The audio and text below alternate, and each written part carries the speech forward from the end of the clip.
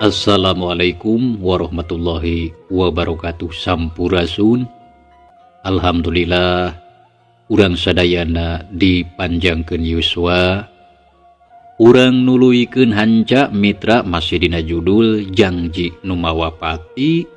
Sumaga mitra ameh teu nyangkolong kana waktos. Kasugri kaum dangu. Gancangna waktu teu karasa. Kanyahoan harita teh geus nenjak kana datang lawan cisolat subuh. Anu karmit baralik heula saterusna arindit ka masjid pantaran kudu ngalakonan salat anu 5 waktu.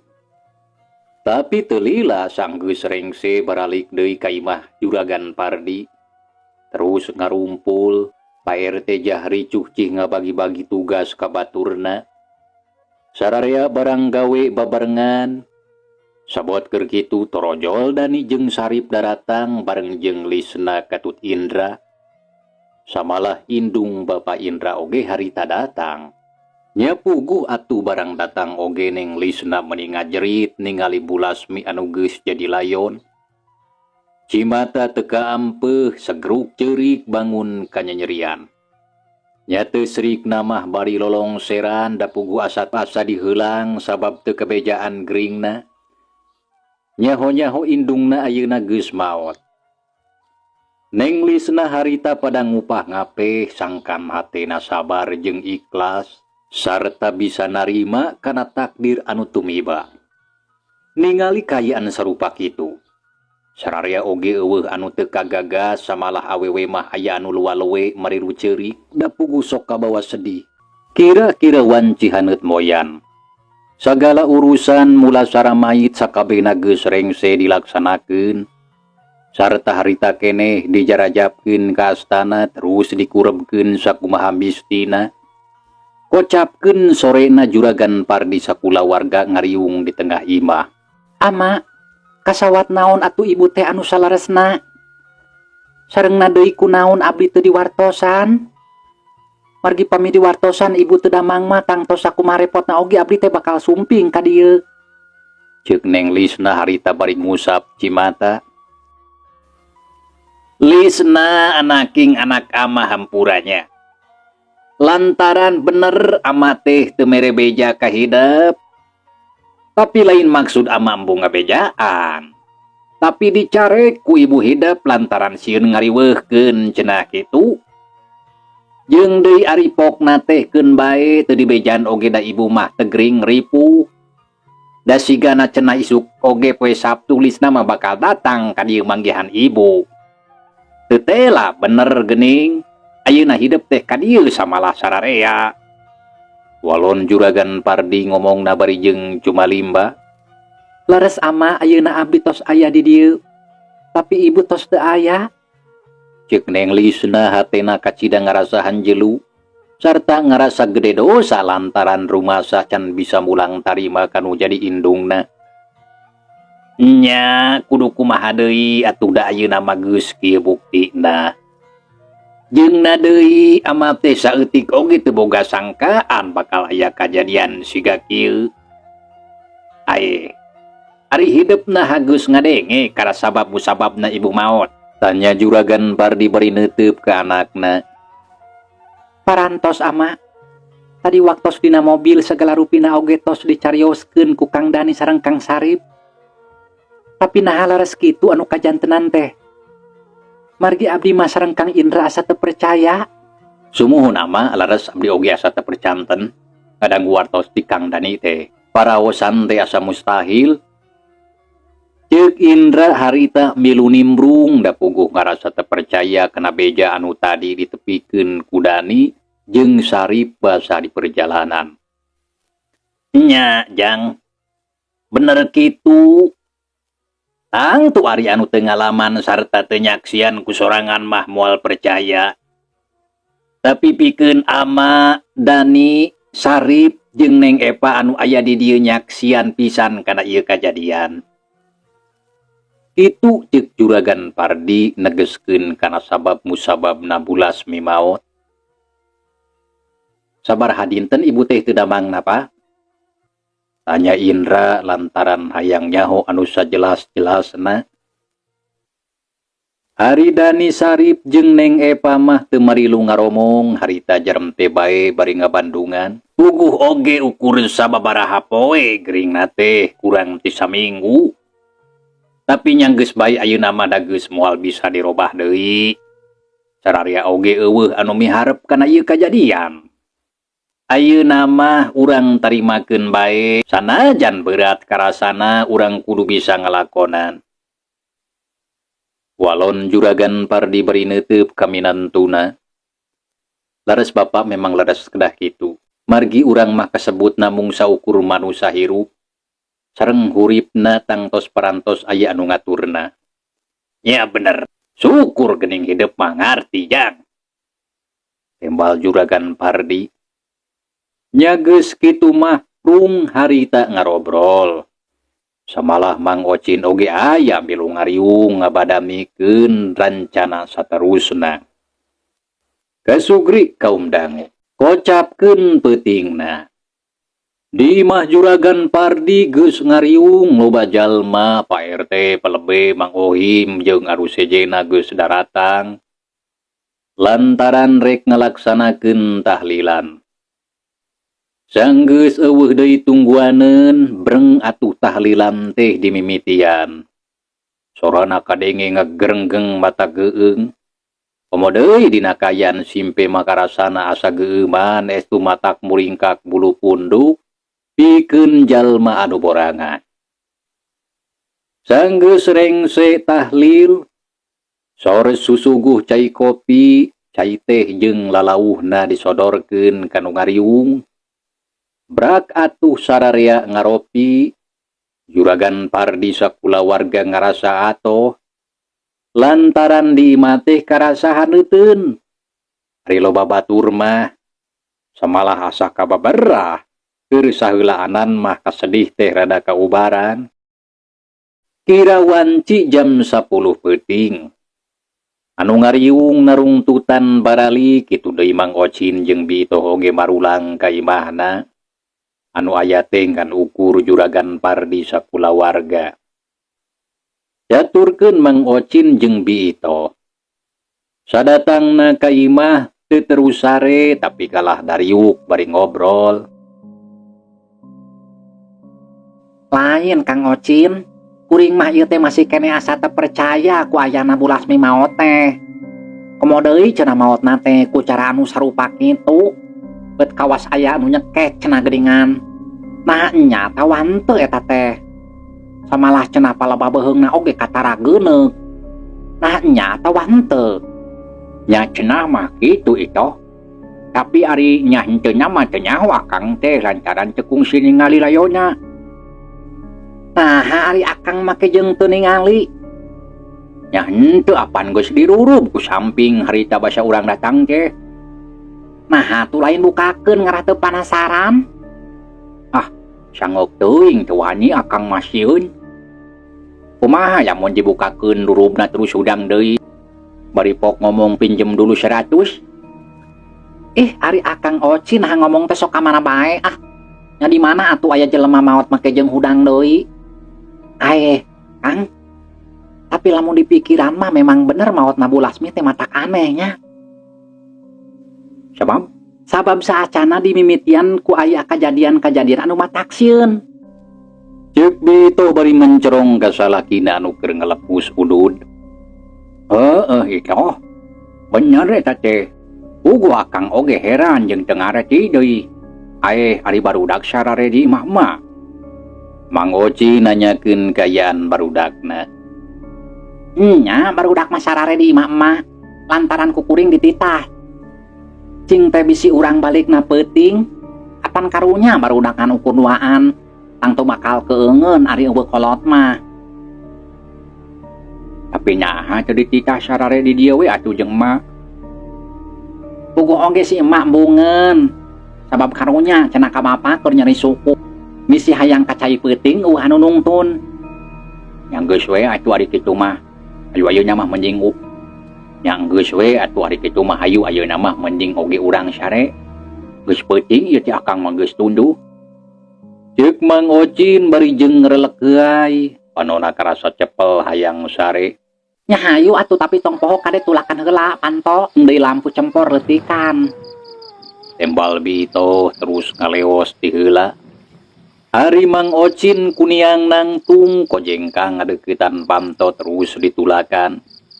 Teu poho ngaleutikan heula lampu cempor kusabab di imah mah masih keneh ngagunakeun lampu minyak tanah. Sok sanajan Mang Ocin geus lila boga niat hayang masang listrik sorangan. Tapi nepi ka ayeuna can aya duitna. Da puguh boga biayaaneun barudakna 2 sarakola. Nu cika lalaki umurna 14 tahun geus kelas 2 SMP. Ari adina awewe umurna 8 tahun kelas 3 SD. Ditambah deui ngurus indung bapana Bito mitohana anu kaayana geus karolot sarta geus teu kuat nyiar kipayah. Jadi sakabeh bubutuhna sapopoe dicumponan ku Mang Ocin babarengan jeung bojona. Sanggeus sagala tarapti Mang Ocin sup ka jero kamar. Koledag ngagoler gigireun Bito anu katempo geus ngarengkol bari disimbut sigana mah geus reup sare. Be nyaan eta si Ito ari kana hees macan lila oge mending geus tibra. Ito, yeuh. Bener geus sare maneh teh. Ceuk Mang Ocin bari nyang hareup ka bojona anu keur nukangan. Naon deui atuh Kang pan heuleutna enggeus. Geus tong ngomong wae tunduk kuring mah. Maneh mah Ito kasalaki teh kalah nunggungan we hare-hare. Tembal Mang Ocin rada keheul sarta terus malik nukangan. Reup Mang Ocin teh peureum kayan harita geus beuki peuting. Di luareun imah meni poek merdong. Langit angkeup bulan jeung bentang oge teu tembong lantaran kahalangan ku mega hideung. Bareng jeung kitu, ujug-ujug hiuk angin ngagelebug hawar-hawar ti jauhna kadenge sora anjing babaung mata keueung jeung mata kukurayeun. Mang Ocin anu harita kakararek reup sare ngadadak curing hak. Lantaran ngadenge sora anu lempang di pipireun imah, beuki lila beuki ngadeuketan, nya akhirna mahreg sora anu lempang eureun palebah kamar, anu disarian ku Mang Ocin jeung Bito. Jep keur sajongjongan mah teu kadenge sorana naon. Kayaan di luar estu sepi jempling eueuh sora jangkrik-jangkrik acan. Mang Ocin rumenghap narik napas. Sarta terus reupeurem deui tapi bareng jeung kitu ujug-ujug hing kadenge sora anu ceurik. Sorana angin-anginan sakapeung tarik sakapeung laun.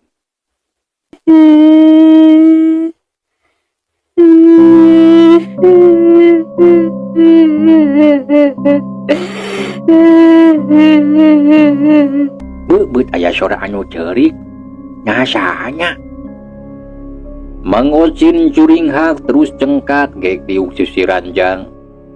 Sabot keur kitu hing sora anu ceurik teh kadenge deui. Ayeuna mah kalah beuki asa deukeut. Sidik pisan sora awewe. Tapi teuing saha da teu pati apal kana sorana. Cungungung anjing babaung. Rai bulu punduk Mang Ocin muriding. Karasaan beut asa jadi keueung ret ka Bito terus awakna diguyah-guyah sangkan nyaring. Ito, yeuh. Udang Ito. Ceuk Mang Ocin bari ngaharewos ka bojona. Kulisik Bito lilir terus malik. Aya naon deui Kang Ocin meuni asa teu kaureup batur teh ih. Lain aya naon barina oge lain rek ngajakan ajojing. Haringgeus naon atuh Kang Tah dengekeun di pipir aya sora anu ceurik. Walon Mang Ocin ngomongna lalaunan lantaran sieun kadengieun kudu di pipir. Ari Bito di bejaan kitu teh rada kerung, samalah terus ngadedengekeun kayaan di luar. Tetela caritaan salakina teh bener pisan. Denge di luar teh aya sora anu ceurik. Nya bener Kang di pipir teh aya anu ceurik. Tapi sahanya? Ngaju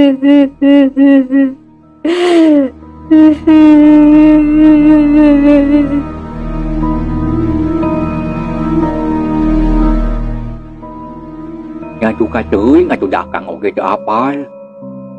Tembal Mang Ocin dua nana ngadon pating harebos. Anu cerik terus ngahing-hing sorana mulas melis matak pikawatireun. Anu cerik terus ngahing-hing sorana mulas melis matak pikawatireun. Tapi bari jeung matak pikakeueungeun da puguh aya dina kayan peuting anu keur meujeunna sepi jempling. Idoh, ngaguanyakeun anu cerik teh urang teang ku Akang. Ceuk Mang Ocin bari rek nangtung tapi gancang leungeunna dijewang ku Bito.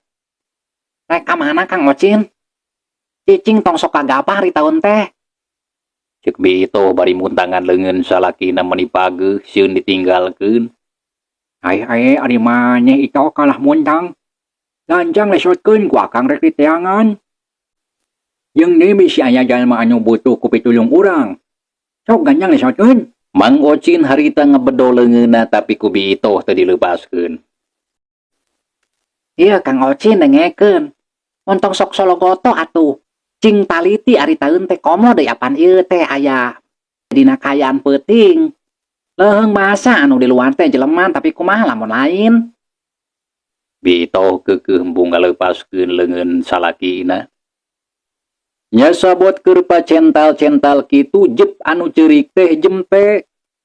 Teu lilangong kadenge aya anu ngomong. Bito, tulungan kuring. Aduh, tulungan Mang, tulungan. Aduh, ieu kuring tiris, nyeri, cik tulungan Bito. Gebeg atuh Bito jeung Mang Ocin reuas. Buanana sirih reret rai bulu pundukna muriding. Jajantung ratu gesang tis meuni morolok. Sabab atrap pisan kadenge aya sora anu sumambat ka maranehna mata keung jeung mata kuatir. Itoh, geuning aya anu nyalukan ka urang. Nya bener Kang. Sampikeun mae antep tong ditembalan. Tembal Bito ngomong na ampir teu kadenge awakna ngeleper beungeutna pias. Sabot keur kitu ngong deui kadenge sora anu ngomong. Mang Ocin, Bito, Arianeun anjeun duaan meuni teu nembalan saeutik oge embung malire ka kuring. Padahal kuring datang ka dieu teh rek menta tulung sarta rek menta dihampura tapi meuni teu dipalire. Ceuk anu di luar bari hing deui kadenge ceurik bangun anu kanyerian. Iuk angin ngagelebung kalakai garing hariber. Tungungung sora anjing babaung meuni melewung asa deukeut. Mang Ocin jeung Bito anu aya di jero kamar puguh atuh meuni ngagaribrig. Samalah Bito mah meuni norok tok kawas anu kabulusan. Kang Ocin, saha anu di luar teh? Singkakeun ka ditu. Kukuring mah teu kuat sieun. Ceuk Bito ngomong na harewosan. Samalah teu pati tatag da puguh sieun jeung geumpeur. Tapi kawasna mah caritaan Bito teh kadengieun kuno di luar. Pok atuh harita aya anu nembalan. Sorana beut asa wau samalah mindeng ngadenge. Ito, teu tela anjeun mah geuning meuni tega. Nah teu karunya ka kuring. Kuring teh keur butuh ku pitulung tapi kalanita nyingkah. Ceuk anu di luar. Ngadenge kitu nya puguh atuh Bito meuni ngagurubug. Bluk harita nyuuh kana bantal bari jeung mulen maneh ku simbut. Ari Mang Ocin sanajan nya oge manehna ngarasa sieun tapi teu parna teuing siga pamajikanna. Ya terus atuh harita maksakeun ngawani-wani maneh tumanya. Hei, sahabay anu aya di luar lamun manusia sok atuh geura jawab. Saha ngaran nyaon pamangsudan. Tapi lamun dudu mah teu demit sok ka ditu geura nyingkah. Sarta ulah wani deukeut-deukeut ka dieu. Komo deui bari jeung rek ngaganggu mah lantaran kuing teu rumah saboga urusan. Ceuk Mang Ocin kawanina harita mah mimiti datang deui. Ngadenge caritaan Mang Ocin kawas nama anu di luar teh atoheun sabab langsung nembalan. Mang Ocin, nah make jeung nanya ngaran bet kawas anu teu wau. Apan urang teh unggal poe oge panggih piraku make jeung poho deui. Ari pamaksudan kuring ayeuna datang ka dieu. Tayalian rek menta dihampura ka mamang kitu deui ka bibi. Lantaran rumah sasok kumawani tu tah titah. Ari anu saterusna kuring rek menta tulung ka mamang. Omat mang, anak-anak kuring kudu dipangjagakeun sarta kudu dipangnalingakeun lantaran aya anu keur ngancam pati ka maranehna. Tah kitu Mang Ocin, omat pamenta kuring kudu dicumponan ngarah kuring ngarasa tentrem sarta teu berat tinggalkeun maranehna. Tah sakitu Mang Ocin, sakali deui hampuranya. Kitu ceuk anu di luar ngomongna jelas pisan. Kadenge jeung kaharti maksudna. Ya sanggeus kitu mah jep anu ngomong teh teu kadenge deui. Kayaan estuning sepi jempling. Sora angin leler kayaan balik deui cara sasari. Mang Ocin sakedapan mangahuleng mikiran caritaan anu bieu samalah asa nong toreng kana ceuli. Ras inget ka Bu Lasmi dunungana anu geus tilar dunia sarta tadi beurang dikureb. Astagfirullahaladzim, nyaha bener kitu anu bieu kadenge teh. Mang Ocin istighfar terus gegerendengan ngomong sorangan. Nyaha anu datang ka dieu teh arwahna dunungan aing kitu. Ceuk Mang Ocin bangun anu keur mikir. Sabut keur kitu bitoh cengkat terus diuk. Kang Ocin kawas nama anu datang nepungan ka urang teh siga nama moal salah. Arwahna Bu Lasmi. Lantaran geuning wau ka urang. Jeung deui asa apal kana sorana. Tapi nah make jeung mere amanat anu sarupa kitu nya. Bitoh nyarita kituna teh bari jeung melong ka salakina anu keur ngahuleng. Sabab tadi bari jeung ngarimunan maneh oge. Ari ceuli mah tetep ngadenge. Nya kawasna mah kitu ito. Samana geuning menta dihampro menta dihampura sagala. Tapi ari ku soal amanatnya akang oge teu ngarti. Naon maksudna nya? Nya naon maksudna nya? Samalah geuning tadi nyebutkeun aya anu rek ngancam pati ka barudakna cenah. Kadenge henteu ku akang. Heueuh ku akang oge kadenge. Mang Ocin jeung bitoh duanana silih pelong. Teu lapok deui bitoh ngomong. Kang Ocin, buah-buah maotna Bu Lasmi teh kapaksa meureun Kang. Wallahu a'lam akang mah teu apal. Jeung deui mah nya aya anu maot kapaksa. Da ceuk pamikir akang mah matak maot oge tangtung geus nepi ka nya waktuna. Sarta geus jadi titis tulisna. Geus lah tangwa kamikiran anu kararitu. Ayeuna mah mending urang doakeun we sangkan arwahna Bu Lasmi ditarima iman Islamna, dihampura dosana, dicaangkeun kubureunna. Anu sajena mah keun urang pikiran deui isuk. Nya bener kitu Kang. Ceuk Mang Ocin jeung bitoh duanana terus pating greneng. Ngirimkeun Al-Fatihah ngadoakeun arwah Bu Lasmi sangkan meunang pangampura ti Allah Subhanahu wa taala. Nya geus kitu mah teu loba deui pikiran terus sarare tibra. Kasugri kaum dangu. Gancangna carita saminggu geus kaliwat. Juragan Pardi sakulawarga geus ngajalankeun deui kahirupan sacara biasa. Dani jeung Sarip ngamimitian deui muka toko mebelna. Ari Neng Lisna jeung Indra mah geus marulang ka Bandung. Sok sanajan Neng Lisna teh ngarasa betah kene sarta hayang bebarengan rada lila jeung kulawargana. Tapi teu bisa kumaha lantaran boga kewajiban pikeun ngurus rumah tanggana. Saditinggalkeunna ku Bu Lasmi kaayaan di imah Juragan Pardi karasa pisan bedana. Sararia ngarasa ngarumas komo deui pikeun Neng Eva mah paromana teu weleh alum. Samalah sok loba hulang jentul da puguh inget bae kanu jadi indungna. Beuki ka dieu teh beut karasa beuki kalengitan. Ngan untung ku Juragan Pardi sarilana teu weleh di baturan, ditalingakeun sarta dibeberaha hatena sangkan teu nguluwu teuing. Kitu deui kudu jadi lanceukna oge teu weleh diperhatikeun.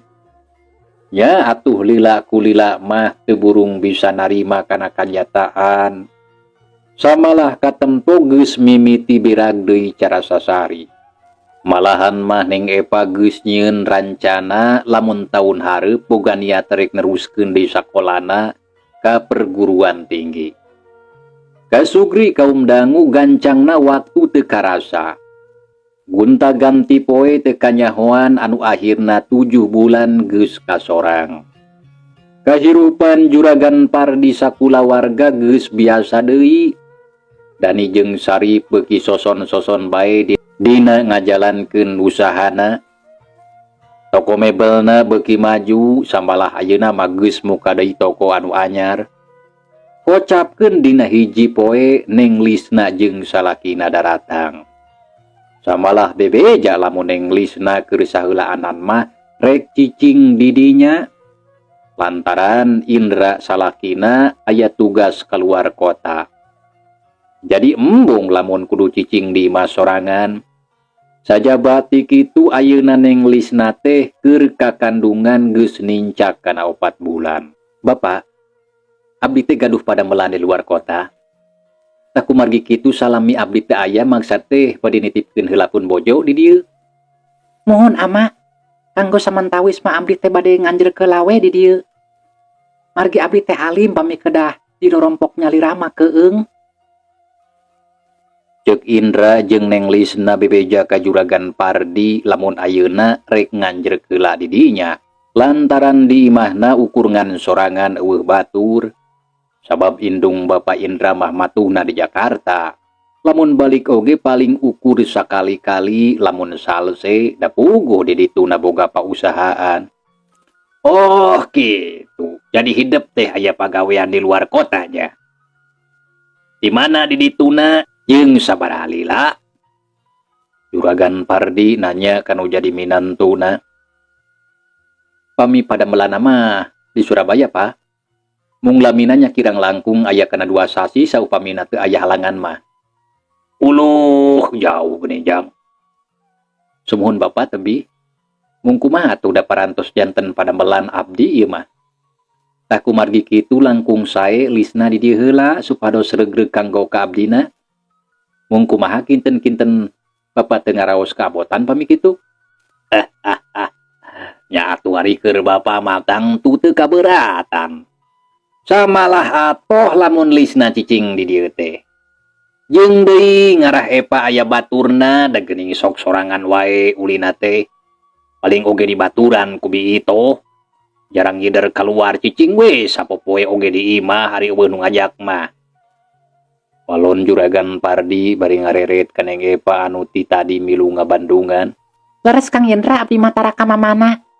Tah ayeuna kalaresan teh Lisna bade di dieu heula. Nya atuh abdi teh bingah pisan Kang. Margi apantos rada lami teu sasarengan puguh sono abdi teh. Tembal Neng Epa paromana katara marah mai nandakeun hate anu keur bungah. Sarua Epa teteh oge sono pisan ka Epa teh. Sanajan nya oge teteh rada berat lamun rek ditinggalkeun ku Kang Indra. Tapi ari aya di dieu mah sarta urang bisa ngariung sakulawarga. Nya teteh teh bunga jeung tentrem we. Asa leuwih regreg kana hate. Jawab Neng Lisna bari imut ngagelenyu ka adina. Ari Juragan Pardi ningali kitu teh mending ngalenyap hatena. Lantaran lamun disidikeun mah keuritan rupa Neng Lisna teh ampir sarimbag jeung jenatna Pulasmi indungna dina mangsa keur ngora. Anu matak ngajadikeun Pardi katarik ati kepentang rasa dimimiti munggaran patepung. Samalah Bulasmi teh pikeun Juragan Pardi mah hiji awewe anu paling dipika cinta. Salila hirup babarengan puluhan tahun jeung manehna teraya kuciwana. Ari sabab sikep jeung pribadina kacida pisan hade. bakti ka salaki satya satuhu salilana. Nyaah kami toha komodeui ka anak-anak nama sarta tanggung jawab dina ngajalankeun rumah tangga. Cintana Pardi ka Bulasmi teu bisa kaukur, samalah nepi ka sanggup mareuman rasa kacintana ka Nyi Rasti baheula. Ari ayeuna ningali Neng Lisna anu jadi anakna hate Pardi jadi asa kagagas sarta asa kasuat-suat. Sabot kitu torojol bito harita nyampeurkeun. Juragan kitu deui kasadayana, mangga atuh bili bade teras taruang. Ceuk bito kadenge meuni sopan nyaritana teh. Nya, Tapi nah geus sayang Ibi.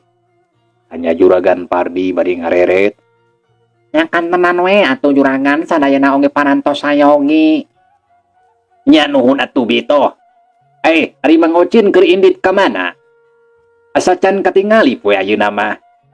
Juragan Pardi nanyakeun Mang Ocin anu ti tadi teu katempo.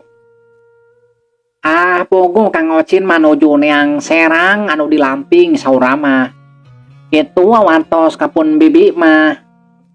Baru keur yang sawahnya. Geus kumaha di ditu bare Nabi? Ari saurama parantos bade koneng juragan. Moal lami deui oge panen. Oh, nya syukur atuh. Ari tereh panen mah. Kalah ngomong wae. Hayu atuh sararia ayeuna mah urang taruang heula. Bareng ngarah ponyoknya. Jang Indra, hayu urang tuang bareng jeung Bapak.